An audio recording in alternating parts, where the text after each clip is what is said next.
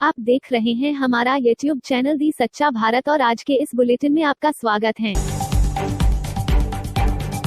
Lucknow high court पहुंचा पीड़ित परिवार। लखनऊ हाथरस कांड में आज इलाहाबाद हाई कोर्ट की लखनऊ खंडपीठ में सुनवाई होने वाली है। सुनवाई में शामिल होने के लिए पीड़ित परिवार हाथरस से कड़ी सुरक्षा के बीच लखनऊ पहुंचा, जिसके बाद परिवार को हाई कोर्ट ले जाया गया है। कोर्ट ने सरकार और पुलिस के उन तमाम बड़े अफसरों को भी तलब किया है जिन पर केस में लापरवाही बरतने का आरोप है। जम्मू कश्मीर श्रीनगर मुठभेड़ में लश्कर कमांडर समेत 2 आतंकी ढेर। श्रीनगर जम्मू कश्मीर के श्रीनगर में सुरक्षा बलों और आतंकवादियों के बीच मुठभेड़ में 2 आतंकियों को ढेर कर दिया गया है। दोनों में से एक आतंकी की पहचान लश्कर-ए-तैयबा के कमांडर सैफुल्ला के रूप में हुई है। इससे पूर्व कश्मीर जोन के आईजी विजय कुमार ने बताया कि आतंकी लश्कर-ए-तैयबा से जुड़े दोनों आतंकी सुरक्षा बलों के घेरे में हैं। ऑपरेशन जारी है। उन्होंने आगे कहा था कि इन दोनों आतंकियों में से एक पाकिस्तानी है, जिसकी पहचान सैफुल्ला के तौर पर हुई है।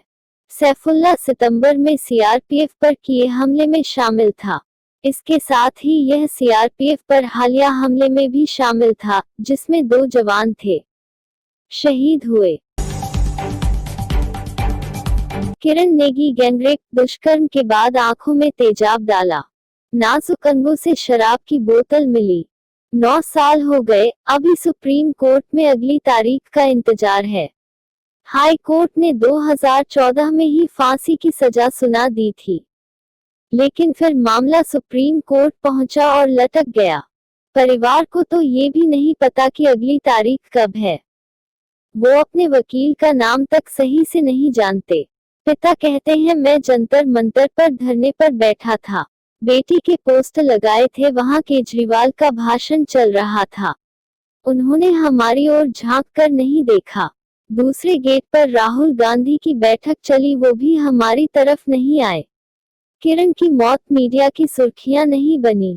पिता जब इंसाफ मांगने मुख्यमंत्री के पास गए थे तो ये कहकर टरका दिया गया था कि ऐसी घटनाएं होती रहती हैं। न्याय के नाम पर अधिकारियों ने 1 लाख का चेक पकड़ा दिया। रक्षा मंत्री ने लद्दाख समेत 7 राज्यों में 44 पुलों का किया लोकार्पण। नई दिल्ली, रक्षा मंत्री राजनाथ सिंह ने सीमा सड़क संगठन बीआरओ द्वारा 7 राज्यों केंद्र शासित प्रदेशों में 286 करोड़ रुपए की लागत से तैयार 44 पुलों का वीडियो कॉन्फ्रेंसिंग के जरिए लोकार्पण किया। इस दौरान रक्षा मंत्री ने अरुणाचल प्रदेश के तवांग में नेचिपू टनल की भी आधारशिला रखी। इस दौरान एक कार्यक्रम में रक्षा मंत्री ने अपने संबोधन में कहा कि आज बीआरओ द्वारा बनाए गए 44 पुलों के एक साथ उद्घाटन और अरुणाचल प्रदेश में नेचिपू टनल के शिलान्यास के अवसर पर आप सभी के बीच उपस्थित होने पर मुझे बड़ी खुशी हो रही है। सीआईडी सीबी के पुलिस अधीक्षक पहुंचेंगे करौली। पुजारी हत्याकांड में शुरू होगी जांच। जयपुरा सपोटरा में पुजारी को पेट्रोल छिड़ककर जिंदा जलाने के प्रकरण में सीएम अशोक गहलोत ने पुलिस मुख्यालय के सीआई विकास शर्मा को जांच करने के निर्देश दिए हैं, जिसके बाद विकास शर्मा 12 अक्टूबर को जयपुर से सपोटरा के लिए रवाना हुए, जहां वो मौके पर पहुंचकर गहन अनुसंधान करेंगे। चूरू असम की दस्तायब लड़की मामले में बड़ा खुलासा, पिता ने ही चंद पैसों के लिए किया था बेटी का सौदा। चूरू जिले में एक बार फिर मानवता और इंसानियत को शर्मसार कर देने वाला सनसनीखेज मामला सामने आया है। जिस खून के रिश्ते पर बेटी की हिफाजत की जिम्मेदारी होती है, उसी कलयुगी पिता ने अपनी मासूम बेटी का सौदा कर दिया।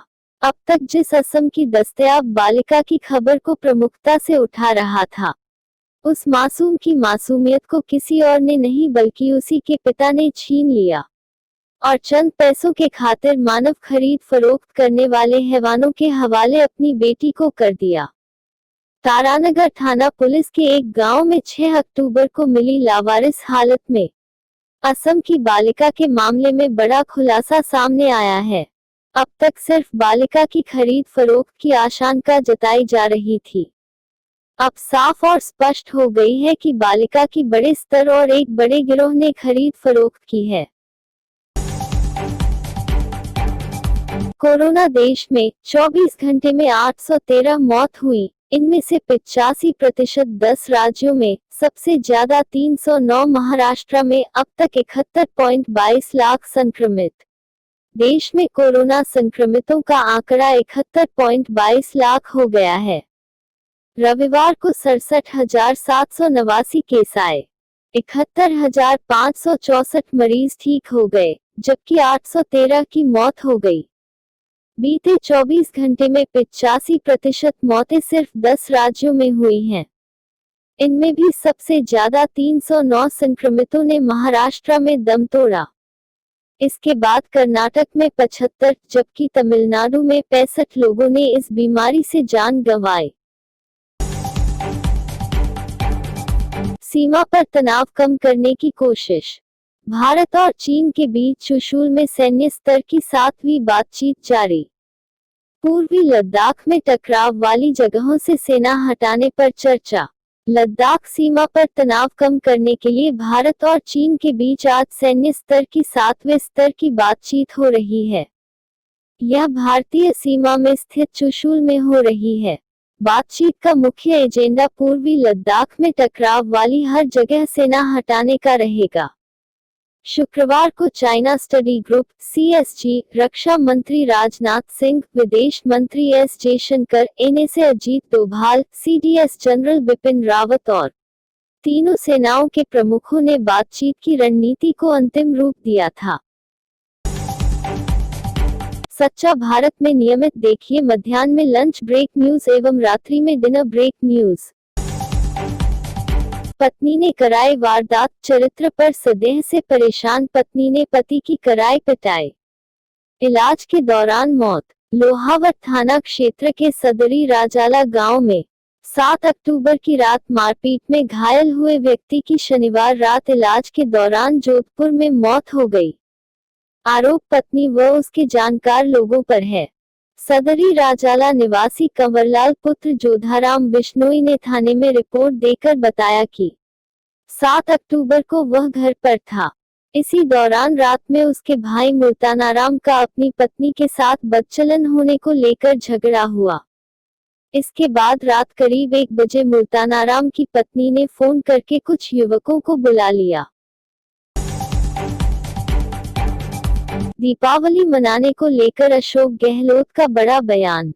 जयपुर। राजस्थान के मुख्यमंत्री अशोक गहलोत ने राज्य के लोगों से इस साल दीपावली का त्योहार आत्म अनुशासन में मनाने का आग्रह किया है। गहलोत ने विशेषज्ञ डॉक्टरों की सलाह के आधार पर लोगों से अपील की है कि कोरोना वायरस महामारी को देखते हुए इस साल दीपावली त्योहार को आत्म अनुशासन में मनाएं और पटाखों के उपयोग से बचें। मुख्यमंत्री ने शुक्रवार को एक वीडियो कॉन्फ्रेंस के माध्यम से राज्य में कोरोना संक्रमण की स्थिति पर विशेषज्ञ डॉक्टरों के साथ विस्तृत परामर्श किया। बैठक में सभी विशेषज्ञों की राय थी कि पटाखों से निकलने वाला धुआं और प्रदूषण आम लोगों के साथ साथ कोरोना संक्रमित रोगियों और कोरोना से उबरने वाले लोगों के लिए विशेष रूप से घातक है। से फीस वसूली से जुड़ा मामला। HC ने फीस वसूली पर लगी रोक को बढ़ाया। आगामी सुनवाई तक फीस वसूलने पर लगी रोक रहेगी जारी। CJ इंद्रजीत महांती की खंडपीठ ने दिए आदेश। राज्य सरकार व अन्य की अपील पर दिए आदेश। एकल पीठ ने ट्यूशन फीस का 70% वसूलने के दिए थे आदेश। कांग्रेस से इस्तीफा देकर खुशबू सुंदर बीजेपी में शामिल। 10 साल में तीसरा सियासी ठिकाना। तमिलनाडु की राजनीति में कांग्रेस को झटका देने वाला बदलाव हुआ है। मशहूर स्टार और नेता खुशबू सुंदर ने कांग्रेस पार्टी से इस्तीफा दे दिया है। खुशबू सुंदर ने अब भारतीय जनता पार्टी ज्वाइन कर ली है। दिल्ली में बीजेपी हेडक्वार्टर में उन्होंने पार्टी की सदस्यता ली। एक दशक के राजनीतिक करियर में खुशबू सुंदर का ये तीसरा सियासी ठिकाना है। पाली रात में सर्दी व तापमान कम होने से खांसी के मरीज बने लग गए हैं। इससे मरीज घबराने भी लग गए हैं। उन्हें डर है कि यह खांसी कहीं कोरोना तो नहीं है।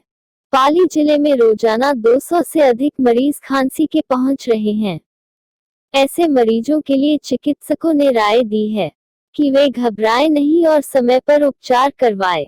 हालांकि लंबे समय तक खांसी रहने व लापरवाही बरतने से बलगम में खून आने जैसी स्थिति भी हो जाती है, जिसे चिकित्सकों ने खतरनाक बताया है।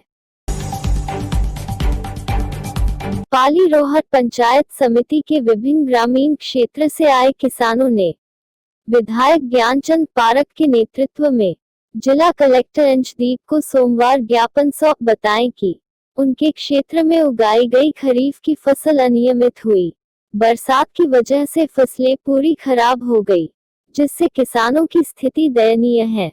अब बीमा कंपनी के प्रतिनिधि मूंग की बीज की गुणवत्ता का घटिया होना बताकर कम मुआवजा दिलाने पर है, जबकि हकीकत बात यह है कि अनियमित वर्षा होने की वजह से उनकी फसल पूरी तरह चौपट हो गई। यदि यही स्थिति रही तो किसानों को बीमा की राशि नहीं मिल पाएगी और उन्हें ऋण चुकाना मुश्किल हो जाएगा। शहर के विभिन्न वार्डों की स्थिति दिनों दिन दयनीय होती जा रही है, लेकिन जिम्मेदार विभाग इस ओर ध्यान नहीं है, जिस वजह से बड़े हादसे भी हो रहे हैं। सोमवार को वार्ड नंबर 21 केशव नगर के मयूर नगर गौशाला रोड पर हादसा होने से टल गया।